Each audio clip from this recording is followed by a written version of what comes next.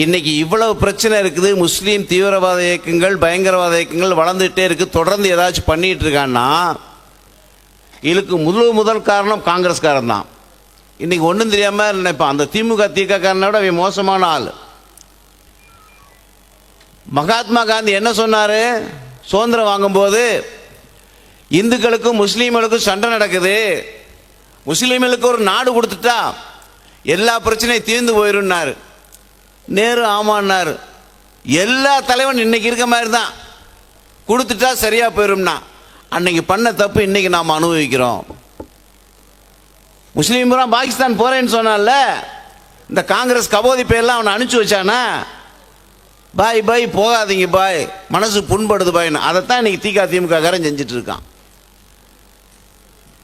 அன்னைக்கே அனுப்பிச்சிருந்தா இன்னைக்கு நாடு நல்லா இருக்குமா இல்லையா? என்னமோ அவன் இந்த நாடுக்கு சொந்தக்கார மாதிரி பேசிக்கிட்டு இருக்கான். எல்லா பேருக்கும் சேர்ந்தான் நாடு கொடுத்தோம். கோயம்புத்தூரில் உள்ள முஸ்லீமு, திருநெல்வேலி, தூத்துக்குடி, தஞ்சாவூர் எல்லா பேருக்கும் சேர்ந்தான் நாடு கொடுத்தோம். அதை ஒரு கட்சிக்காரன் கூட சொல்ல மாட்டேங்கிறான், ஒரு டிவிக்கார கபோதி கூட சொல்ல மாட்டேங்கிறான். டே, இந்த நாட்டில் நீங்கள் இருக்கிறதே ஓசியில் இருக்கீங்கடா, ஓசி பயல்களா. நம்முடைய பெருந்தன்மையாளர் இருக்க பயப்படுறான். அந்த கட்சிக்காரெல்லாம் பூரா வார்த்தை சோறு போட்டாலா வேற ஏதாச்சும் போட்டாலும் தெரியல. ஆம்பளைன்னா தைரியமாக இருக்க வேண்டாமா? இந்த நாட்டில் இருக்கிறதே நம்முடைய பெருந்தன்மையினால. அது கருணாநிதியிலேருந்து, வீரமணியிலேருந்து, ஸ்டாலினிலேருந்து எல்லா பேருக்குமே தெரியும். பிரச்சனை இருக்கக்கூடாதுன்னு சொல்லி தான் நாடு கொடுத்தோம். அப்போ போய் தொலைய வேண்டிதானே. ஆனால் போனவனை கெடுத்தான் ஜவஹர்லால் நேரு. அந்த ஆளுக்கு பேர் என்ன தெரியுமா? மனிதருள் மாணிக்கம். விளக்கு மாத்துக்கு பட்டு குஞ்சம்னு பேர் வச்சு கூப்பிட்டா எப்படி இருக்கும்? எல்லாரும் போனா சேக்கப்துல்லா பொண்டாட்டியும் போயிருமான்னு கேட்டார். ஆமாங்க, போய்த்தான் ஆகணும் அப்படின்னு. வேண்டாம் வேண்டாம், கொஞ்ச நாளைக்கு இருந்துட்டு போங்க. எப்படி தலைவர்கள்லாம் பாருங்க. நம்ம நாட்டில் சுதந்திரம் வாங்கினா முழுசாக வாங்கியிருக்கணுமா இல்லையா? அரை குறையாக சுதந்திரம் வாங்கிட்டான். பார்த்தான் பாயெல்லாம், ஆஹா எழுச்சா பயலுக்கு நிறைய பேர் இருக்க ஊர் இந்த ஊர், இங்கேயே நம்ம பொழப்ப ஓட்டிக்கலாம் அப்படின்னு. 1920 மகாத்மா காந்தி ஒத்துழையாமை இயக்கம்னு ஒன்று கொண்டு வந்தார். எல்லாரும் போய் கேட்டான் காந்திட்ட, அப்படின்னா என்ன ஏன்னு கேட்டான். அதாவது வெள்ளைக்காரனுக்கு நம்ம ஒத்துழைப்பு கொடுக்கக்கூடாது, வெள்ளைக்காரன் இந்த நாட்டை விட்டு வெளியேறணும் அப்படின்னு. அப்படியா, புரட்சி எல்லா பக்கம் பண்ணலாமா? பண்ணலாம். கேரளாவில் முஸ்லீம் எல்லாம் சூப்பர் முஸ்லீம், அவெல்லாம் 5 மாதத்தில் காத்த பெற்றதாக்கும். சூப்பர் முஸ்லீம் அவன் என்ன தெரியுமா பண்ணா, எவனோ துருக்கியில் கமால் பாச்சான்னு ஒருத்தர் இருந்தானாமா, அவனை துரத்தி விட்டு வேற ஒருத்தன் ஆட்சிக்கு வந்துட்டானாமா. ஆட்சிக்கு உட்கார வச்சது யாரு? பிரிட்டிஷ்கார வெள்ளைக்கார கிறிஸ்தவன். அவனை வெளியேற்றணும்னு சொல்லி முஸ்லீம் எல்லாம் போராட்டம் பண்ணுறான். அதுக்கு நம்ம இந்துக்களை கூப்பிட்றான் போராட்டத்துக்கு வாங்கன்னு. நம்மளுக்கு ஒன்றும் புரியல. ஏன்டா துருக்கியில் எங்கேயோ இருக்கிற நாட்டில் எவனோ போராட்டம் பண்ணுறதுக்கு நாங்கள் ஏன்டா ஆதரவு? இல்லை இல்லை, காந்தி சொல்லியிருக்காரு ஒத்துழையாமை இயக்கத்தில் எல்லாரும் சேர்ந்து பாடுபடணும். அப்போ என்ன சொன்னா, நம்மளாம் கேரளா இருக்க இந்துக்கள்லாம் நாங்கள் இந்த நாட்டுக்கு தான் பாடுபடுவோம், ஓன நாட்டுக்கு விடுதலைக்கு பாடுபடுறதில்லைன்னு சொன்ன உடனேயும் அங்கே உள்ள இந்துக்கள் எல்லாம் வெட்டினா, கொலை பண்ணா, கற்பழிச்சா. இப்போ நம்ம ஊரில் நடந்தது 1920. வெளியே ரொம்ப நாள் போக வேண்டாம், நீங்கள் சேர சோழ பாண்டியர் காலத்துக்கு போக வேண்டாம், கற்கால காலத்துக்கு போக வேண்டாம், நம்ம ஊரில் நடந்தது. அதுக்கு பேர் என்ன தெரியுமா வச்சா? மாப்பிளா கலவரம். பக்கத்துலேருந்து நம்ம படித்து அறிவு வேண்டாமா? நம்மளுக்கு பத்திரிக்காரனுக்கு தெரியாதா, டிவிக்காரனுக்கு தெரியாதா வரலாறு எத்தனை பேர் செத்தான்னு?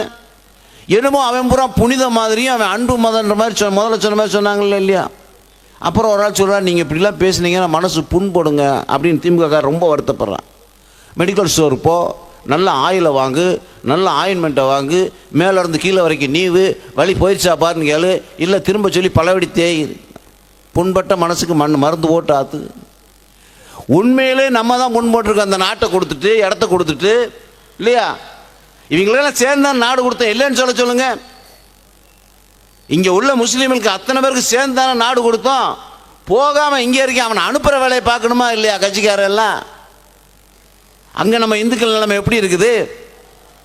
அதே போல் 1942 சுதந்திரம் ஒன்று அவன் நம்ம என்னமோ அண்ணன் தம்பி பாக பிரிவினை சொல்கிறான் பாருங்க. காங்கிரஸ்கார கபோதிகள்லாம் ஏமாத்து வேலை, ரத்தம் சிந்தி வேர்வை சிந்தி ரத்தம் ஆறா ஓடிச்சு. அதை பார்த்து தான் காந்தி நேரெல்லாம் பயந்து போய், இப்போ எப்படி போலீஸ் பாயை பார்த்து பயந்து போயிருக்காம பாருங்க. ஜெயிலில் சௌரியம் பண்ணி கொடுக்குறேன் பாய், நீங்கள் ஒன்றும் சொல்லிடாதீங்க பாய் அப்படின்னு. ஜெயிலில் எல்லா சௌரியம் பண்ணி கொடுத்துருக்கானுங்க. என்ன அந்த பொம்பளை ஜெயிலேருந்து கொஞ்சம் பொம்பளை கொண்டு இங்கே விடலை, பாக்கி எல்லா வேலையும் நல்லா பண்ணியிருக்கானுங்க. அவனை சுதந்திர போராட்ட தியாகி ஐயா. ஒரு கட்சிக்காரன் அதை பற்றி பேச மாட்டேங்கிறான். அவன் நாட்டுக்கு போராடி போனவனா? அவனை வாவு சிதம்பரனார், காமராஜர் மாதிரி, முத்துராமலிங்க தேவர் நாட்டுக்கு அவனி போனவனா? உள்ள பூரா தேச துரோகி பயிலுங்க. அதில் அந்த ஜெயிலர் சொல்கிற அறிவிட்ட மடப்பைய வெளிநாட்டு சிறை மாதிரி நான் வசதி பண்ணி கொடுக்கலான்ற. வெளிநாட்டில் என்ன தெரியுமா பண்ணுவான் அந்த அதிகாரி சொல்ல, வெளிநாட்டில் எல்லாம் அந்த சிறை வந்து நல்லா இருக்காமா, அது மாதிரி இவர் பண்ணணுன்னாராமா, இந்த சிலை குப்பாங்கிறார். வெளிநாட்டில் எப்படி தெரியுமா, ஒருத்தன் வீட்டுக்கு போகும்போது வெளியில் ஆம்பளை செருப்பு இருந்துச்சுன்னு வைங்க, போயிட்டு 2 நாள் கழிச்சுவான். இந்த அதிகாரி வீட்டில் வாசலில் செருப்பு இருந்தால் 2 நாள் கழிச்சு விடுவார் அவர். நம்ம நாட்டை பற்றி பேசுகிறா, வெளிநாட்டில் சௌரியம் பண்ணி கொடுக்குறானாமா. வெளிநாட்டில் யாருக்கு சௌரியம் பண்ணி கொடுக்குறான்?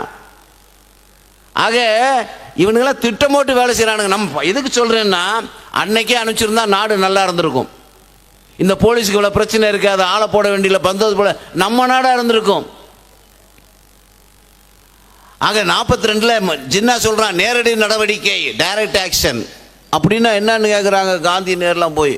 எங்களுக்கு சுதந்திரம் கொடுக்கலைன்னால், முஸ்லீம்களுக்கு தனியாக நாடு கொடுக்கலைன்னு சொன்னால் ரத்த ஆறு ஓடுங்கிறான். ஒரு தலைவர்னாலையும் ஒரு பத்திரிகைனாலையும் எவனாலையும் தடுக்க முடியல. கல்கத்தாவில் 4000 பேரை பட்டப்பகலை வெட்டி கொண்டான். யார் கேட்குறதுக்கு இருக்கா? வரலாறு தெரியுமா நம்ம ஆளுகளுக்கு? இந்த டிவிக்கும் பத்திரிகைக்காரனுக்கு வரலாறு தெரியுமா? எத்தனை பேரை வெட்டி கொண்டான்னு என்னமோ ரொம்ப நல்ல மாதிரி அவனுக்கு வாழ்த்து சொல்லிட்டு இருக்கான். முதல்ல பேசும்போது சொன்னாரா இல்லையா, நபிநாயகம் பிறந்தா வாழ்த்து, இயேசுநாதர் பிறந்தா வாழ்த்து. இவெல்லாம் எச்சி பொழப்படைக்கிற வயலுங்க, மாமா பயல்கன்னு சொல்லுவோமா இல்லையா, அந்த மாதிரி பொழைச்சிட்டு இருக்கான். எப்படியாவது ஓட்டுக்கு வரணுங்க, ஓட்டு எப்படியாச்சும் வாங்கி ஜெயிக்கணும். இந்த கருணாசன் மிந்தானத்தை ஒருத்தன் பேசியிருக்கான், கட்சிக்காரன் பேச பயப்படுறான். பார்த்தீங்களா நீங்கள்? ஸ்டாலின் அடக்கி வாசிக்கிறாரு, வைக்க முழுங்கி வாசிக்கிறார், ஒருத்தர் பருத்து வாசிக்கிறான், ஒருத்தர் உருண்டு வாசிக்கிறான். ஏன்னு கேட்டால், இப்படி பேசுனா அந்த ஜாதி ஓட்டு போயிருமோ, அப்படி பேசுனா இந்த ஜாதி ஓட்டு போயிருமோ, தூக்கு போட்டு சாக வேண்டியதானே. நீ எல்லாம் நாட்டில் எதுக்கு இருக்கிற? உண்மையை உறக்க சொல்லணுமா இல்லையா? பேசும்போதெல்லாம் நல்லா தான் பேசுவான். ஆக முஸ்லீம்கள் 42 பயங்கர கலவரம் கல்கட்டாவில். இதெல்லாம் பார்த்துட்டு தான் என்ன முடிவு பண்ணா, இனிமேல் சேர்ந்து வாழ முடியாது. யார்? காந்தி, நேரு, பட்டேல், ராஜேந்திர பிரசாத் எல்லாம் என்ன சொல்கிறான்? முஸ்லீம்கள் சராசரி முஸ்லீம் இந்த நாட்டில் முரடனாக இருக்கான், இந்துக்கள் நல்லவனாக இருக்கான், சேர்ந்து வாழ முடியாது அப்படின்னு தான் நாடு பிரித்து கொடுத்தான்.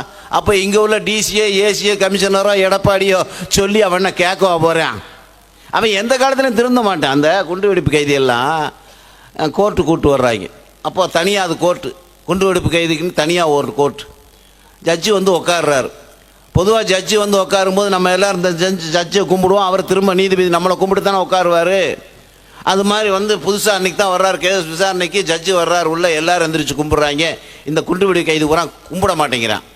ஜட்ஜி இப்படியே பார்க்குறாரு பப்ளிக் ப்ராசிக்யூட்டரை, ஏங்க கும்பிட மாட்டீங்களா அப்படின்னு கேட்குறாரு அவர், அந்த கோர்ட்டு கிளார்க்கு. பப்ளிக் ப்ராசிக்யூட்டர், நாங்கள் அல்லாவை தவிர யாரையும் கும்பிட மாட்டோம். அந்த ஆள் பார்த்தார், அப்போ அவனை வச்சே கேஸ் நடத்திக்கங்கன்ட்டு எந்திரிச்சு போயிட்டார். இவங்களை வச்சு கேஸ் நான் நடத்த முடியாமல் மடப்பயல்களாகும். இங்கே மட்டும் இல்லை, உலக நாடு பூரா அப்படித்தான் சாகுறான். பார்த்தீங்களா நீங்கள்? இங்கே 10 பேரை கொண்டு டெய்லி 100 பேர் 1000 பேர் சாகுறான். அது வெள்ளிக்கிழமை நாள் பார்த்தா பள்ளி வாசலில் கிளீனாக கொண்டு வைப்பான். பள்ளி குழந்தைகள் உள்பட 67 பேர் சாவுன்னு. கருணாநிதிக்கு இந்த வைகோக்கெல்லாம் பாவம் இப்படி சாகுறாங்களே அப்படின்னு. அடுத்து உனக்கு தான் ஒரு மாப்பிள்ளை பார்த்துக்கு நீ அப்படின்னு. ஆனால் பிரபாகர் பேசும்போது சொன்னார், முரசொலி வச்சாங்க, வடை வச்சாங்கன்னு சொல்லி. அவர் ராஜாத்தி இல்லாமல் இருந்ததே இல்லையாமா. அதுக்கு என்ன பண்ண போகிறாங்கன்னு தெரியல. பகுத்தறிவு ரொம்ப பேசுகிற மாதிரி அம்புரா இப்படி தான். சில பேர் சொல்லுவான், நான் ரொம்ப ஸ்ட்ரெயிட் ஃபார்வேர்டுமா. பார்த்துருக்கீங்களா ஆஃபீஸர்லாம்? அவனை கொண்டு போய் அந்த ஏரியாவில், அவங்க ஏரியாவில், பாய் ஏரியாவில் போடணும். எப்படி இருந்தேன்னா இப்படி ஆகிட்டேன்னு பழையபடி வேறு ஊருக்கு வருவார். உண்மையை பேசணுமா இல்லை? இவெல்லாம் அந்த நாட்டில் நம்மளுடைய ஓசியில் இருக்கிறானுங்க பாயெல்லாம். சொல்கிறதுக்கு ஆள் கிடையாது. சொன்னால் அவன் நல்லா கேட்டுக்கிருவான். ஆனால் அவனுக்கு அன்னைக்கு எப்படி காங்கிரஸ்காரன் மடத்தனமாக இருந்தானோ அதே மாதிரி இருந்தோம். அன்னைக்கு காந்தி சொன்னார், என்ன சொன்னார்? இந்து முஸ்லீம் பாயி பாயி அப்படின்னா என்னன்னு கேட்டான். நீ நானும் ஒன்று, என் வாயில் பண்ணு, ஓ வாயில் மண்ணு, காந்தி நல்லா தின்னுன்னா. காந்தி சொல்லியே கேட்கல, நம்ம டிசி ஏசி சொல்லி அவ கேட்க போகிற. ஒற்றுமையாக இந்து முஸ்லீம் பாயி பாயி, பாயாவது தலகாணியாவது. அவன் தான் நம்ம தான். நீ யாரு? நானாக இருக்கிறேன். நீ இங்கே வர வேண்டாம், நான் அங்கே வர வேண்டாம். உங்கள் அம்மா வாங்கிட்ட, எங்கள் அம்மா என்கிட்ட, ஓ பிவி வாங்கிட்ட, ஏன் பொண்டாட்டி என்கிட்ட. அவனவன் பார்த்தா போதும். இவங்கள ஒற்றுமையெல்லாம் சேர்த்து வீட்டெல்லாம் அடிக்க முடியாது. எந்த காலத்திலும் திருந்த மாட்டேன். எந்த நாட்டில் ஒற்றுமையாக இருக்கான்னு சொல்லுங்கள். ரஷ்யாவில் ஒற்றுமையாக இருக்கானா? ஆப்கானிஸ்தானத்தில் ஒற்றுமையாக இருக்கானா? ஈரானில் இருக்கானா? ஈராக்கில் இருக்கானா? அவன் நல்ல ஆள் தான். மதம் மோசமான மதம். நம்ம மதம் நல்ல மதம். இதில் தான் கருணாநிதி, வீரமணி, வைகோ மாதிரி ஆள் மோசமான ஆள் இருக்கான். எந்த காலத்திலும் சேர முடியாதுங்க. அது எத்தனை அதிகாரி வந்தாலும் சரி, எத்தனை தலைவன் வந்தாலும் சரி, இந்த ஒற்றுமைங்கிறது கொண்டு வர முடியாது. உலக நாடு பூரா போய் பாருங்க நீங்கள். அவை நாட்டிலே சொந்த சகோதரனே அஞ்சு நேரம் தொழுகை பண்ணுறான்ல. பாகிஸ்தானில் இவனும் தொழுகை பண்ணுறான், அவனும் தொழுகை பண்ணுறான். பள்ளிவாசலில் இவன் கொண்டு வைக்கிறான், மச்சான் அவன் கொண்டு வைக்கிறான். என்னன்னு கேட்டால் இவர் சன்னி முஸ்லீம்ங்க, அவர் பன்னி முஸ்லீம்ங்க, நாங்கள் மாற்றி மாற்றி வச்சுக்கிறோங்க. நல்லா வச்சுக்க. தேசபக்திங்கிறது கிடையாது. அதனால தான் அந்த நாட்டில் இருக்கிறதில்ல. புரியுதுங்களா? அவன் எந்த நாட்டுக்கும் விசுவாசமாக இருக்க மாட்டான். இலங்கையில் இருந்தாலும் மெக்கா மதீனால தான் விசுவாசமாக இருப்பான். பாகிஸ்தானில் இருந்தாலும் மெக்கா மதீனால விசுவாசம். இந்தியாவில் இருந்தாலும் மெக்கா மதீனால விசுவாசம். ஒரே ஒரு சின்ன உதாரணம் சொல்கிறேன் பாருங்க. இந்த விஸ்வரூபம்னு ஒரு படம் வந்துச்சு. அதில் முஸ்லீம் எல்லாம் கேவலப்படுத்துகிறான்னு சொல்லி படத்தை போட்டு பார்க்கணும்னா அவர் தயாரிப்பாளர்லாம் எல்லாம் சேர்ந்து கல்மங்கலாஸ் எல்லாம் சென்சார் போர்டில் காமிச்சாச்சுப்பா, நீ எதுக்குப்பா பார்க்குற அப்படின்னா, இல்லை நாங்கள் பார்த்தா தான் விடுவோன்னே ஜெயலலிதா அம்மாவில் வந்து எல்லாரும் படத்தை பாருண்ணா. ஒரு தடவை இடம் கொடுத்தோம் பார்த்தீங்களா, அடுத்த தடவை என்ன நடந்துச்சு தெரியுமா? விஜயோட படம் வருது. விஜய் படத்தை வெளியிட மாட்டோம் அப்படின்னு. என்னையா பிரச்சனை, போட்டு பார்க்கணும் அப்படிங்கிறான். ரொம்ப கலவரமே ஆகிப்போச்சு. விஜயோட துப்பாக்கி வெளியே வராது, வந்தால் பார்க்கலாமா, துப்பாக்கி எப்போ வெளியேறும்னா, அவன் துப்பாக்கியை கரெக்டாக மெயின்டைன் பண்ணுங்கடா. எதுக்குள்ள அடுத்த துப்பாக்கி பற்றி நம்ம பேசணும்? தயாரிப்பாளர் பேசுகிறது இல்லை, விஜயும் பேசுறது இல்லை. இப்படியே அவன் பழகிட்டான். உடனே அந்த படத்தை போட்டு காமிக்கிறானா இல்லையா? அந்த படத்தை போட்டு காமிச்சு இவர் சர்டிஃபிகேட் கொடுக்கணும். ஆக அந்த காலத்துலேருந்து 1920 இது நடந்துகிட்டே தான் இருக்குது. வருங்காலத்தில் நாம் முழிச்சு கொள்ளணும். நீ யாரு, நானாக இருக்கிறேன் அப்படின்னு சொல்லி. அதே மாதிரி இந்த அதிகாரிகள்லாம் சப்பக்கட்டு கட்டுறாங்க பாருங்க, அதெல்லாம் இந்த காலம் தெரியாது. இங்கே லோக்கல் பிரச்சனை இருக்குதோ இல்லையோ, அயோத்தியில் டிசம்பர் 6னா இங்கே டவுசர் அவுத்து போடுற ஆடுறான். அப்புறம் நம்மளாம் அமைதியாக இருக்கணும், இந்துக்களும் முஸ்லீம்களும் ஒற்றுமையாக இருக்கணும், அண்ணன் தம்பியாக இருக்கணும். எப்படியா இருக்க முடியும்? இந்த பிரச்சனை எந்த கலெக்டரும் தீர்க்க முடியாது, எந்த கமிஷனரும் தீர்க்க முடியாது. டிசம்பர் 6 அவன் ஆர்ப்பாட்டம் பண்ணத்தான் செய்வான், நம்மளும் பண்ணுவோம். நமக்கு ஒரே வழி, நம்ம இந்தியக்கு வளரணும். எங்கேயும் எல்லா இடத்துலையும் காவி கொடி தான் இருக்கணும். அதுதான் அவனுக்கு மருந்து. நாம் மெஜாரிட்டி ஆகிட்டா சரியாக போயிடுவான். இந்துக்கள் மெஜாரிட்டியாக இருக்கிற இடத்துல 1-2 முஸ்லீம் இருப்பான், இருக்கடமே தெரியாது. பார்த்துருக்கீங்களா? ஆனால் 10 பேருக்கு 15 பேராக சேர்ந்துட்டான்னா அந்த ஏரியா அவன்கிட்ட கொடுத்து நம்ம வெளியே போயிடணும். நம்முடைய லட்சியம் என்ன தெரியுமா? எல்லா இடத்துலையும் காவி கொடி பறக்கணும். இவங்க இடம் அவங்க இடம் அப்படின்னு சொல்கிறதுக்கே இடம் இருக்கக்கூடாது. அந்த வகையில் நம்ம இயக்கத்தை வளர்த்தணும். எல்லா பக்கமும் காவிமயமாக இருக்கணும். அதற்காக பாடுபட வேண்டும் என்று கேட்டுக்கொண்டு விடைபெறுகின்றேன். நன்றி, வணக்கம். பாரத் மாதா கி. बोलो भारत माता की।